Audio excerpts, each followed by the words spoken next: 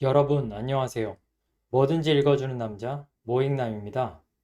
오늘도 빠르게 하루 동안 있었던 뉴스를 읽어드릴게요. 환율이 가파르게 오르면서 외국인들의 증시 이탈이 일어날까 우려가 되고 있다고 합니다. 환율이 1,400원대에 육박하고 있다고 하는데요. 이에 외국인들의 고심이 커진 것으로 보입니다. 그동안 환율이 급등을 했지만 외국인들은 순매수를 이어왔었는데요. 환차손 우려와 함께 강달러 추세가 장기화될 수 있다는 우려가 제기되면서 외국인들의 투자 심리를 위축시키고 있는 걸로 보입니다. 최근 6거래일간 외국인들은 1조 5,800억 원에 이르는 주식을 순매도했는데요. 연속 순매도를 이어가고 있는 겁니다. 환율이 원인이 된 것으로 보인다고 하네요. 외국인들은 투자가 종료되면 결국 주식을 팔아서 원화를 달러로 환전해 본국으로 가져가야 할 텐데요. 지금 환율이 너무 세지면서 원화의 가치가 하락해 달러로 바꾸게 되면 더 적은 달러로 바꾸게 되는 겁니다. 그래서 여기에서 환차손이 발생하게 되는 건데요. 이런 이유로 외국인들이 미리 탈출을 하는 것으로 보입니다. 연준이 조만간 또 기준금리를 올릴 가능성이 제기가 되어 이것도 국내 시장에는 악재로 작용할 것으로 보이네요.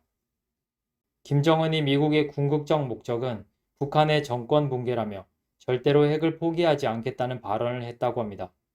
최고인민회의 시정연설에서 한 발언이라고 하는데요. 아무리 제재를 가한다고 해도 포기하지 않을 것이며 미국을 견제해야 한다고 이야기했다고 합니다.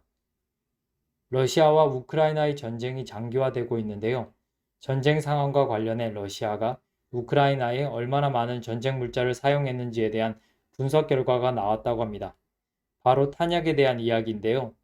러시아가 6개월 동안 우크라이나에 사용한 탄약량이 미국이 20년치 사용량보다 더 많았다고 합니다. 이런 식이라면 연말이면 탄약고가 바닥이 날 것이라고 하는데요. 러시아가 6개월 동안 사용한 탄약이 최소 700만 발 이상이라고 합니다. 이런 이유인지 최근에 러시아가 북한의 무기 조달을 위해 접촉을 시도했다는 이야기도 들리고 있다고 하네요. 요즘 강달러가 지속되고 있는데요. 그 이후로 국내 증시도 약세이고 부동산 경기도 좋지 않습니다. 이런 시기에 오히려 수혜를 입는 분야는 무엇이 있을까요? 한 전문가는 미국 쪽 수출은 늘면서 중국의 비중이 낮은 업종을 골라야 한다고 말했다고 하는데요. 미국에 수출을 하는 기업의 물건은 예전보다 미국에서의 가격이 저렴해지게 되면서 더 많이 팔리게 될 가능성이 있고요. 더구나 중국 수출의 비중이 낮으니 중국의 경기 침체에 따른 영향을 덜 받을 것으로 보입니다. 그 대표적 수혜 종목군으로는 자동차 종목군이 뽑힌다고 하네요. 자동차 종목군들 중에서 미국에 수출을 많이 하면서 중국 수출 비중이 낮은 종목들에 관심을 가져보셔도 좋을 것 같습니다.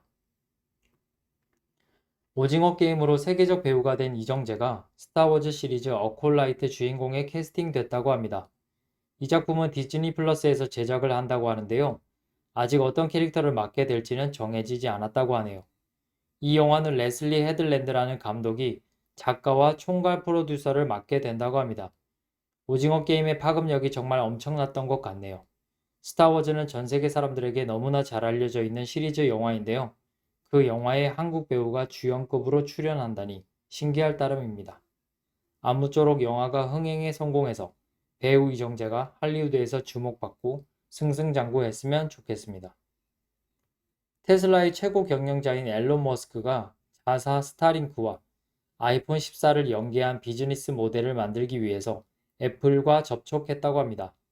스타링크는 머스크가 만든 위성을 이용한 무선 통신 서비스인데요. 이것과 아이폰 14를 통신망으로 연결하겠다는 겁니다. 최근 머스크는 미국 무선 통신 사업자인 T-모바일과 스타링크 위성을 이용한 무선 통신 서비스 제휴를 이야기한 적이 있었는데요. 애플은 이에 대해 어떻게 생각할지 궁금해집니다. 엘리자베스 2세 영국 여왕이 8일 서거했다고 합니다. 재위 기간이 70년이라고 하는데요.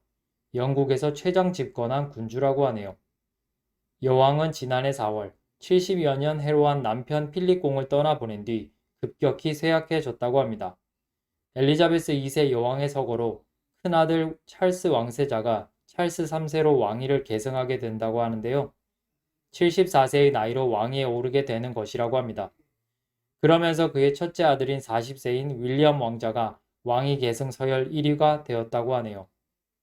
추석 연휴에 의료 서비스를 받아야 하는 경우가 있을 수 있는데요. 연휴에 문을 여는 병의원, 약국, 응급실 정보는 응급의료 포털 또는 응급의료 정보 제공 어플리케이션에서 확인할 수 있다고 합니다. 전화는 119 구급상황관리센터, 129 보건복지콜센터, 120 시도콜센터 등으로도 안내받을 수 있다고 하니 기억해 두시면 좋을 것 같습니다. 중국에서 한 남성이 잣을 따려고 열기구를 탔다가 하늘로 날아가서 이틀 만에 구조되었다는 소식이 있었습니다. 최근 중국에서 열기구를 타고 열매를 수확하는 방법이 인기를 끌고 있다고 하는데요. 이틀 만에 구조된 그 사람도 열기구를 이용해 잣을 수확하다가 밧줄이 풀리게 되면서 하늘로 날아가게 된 것이라고 합니다.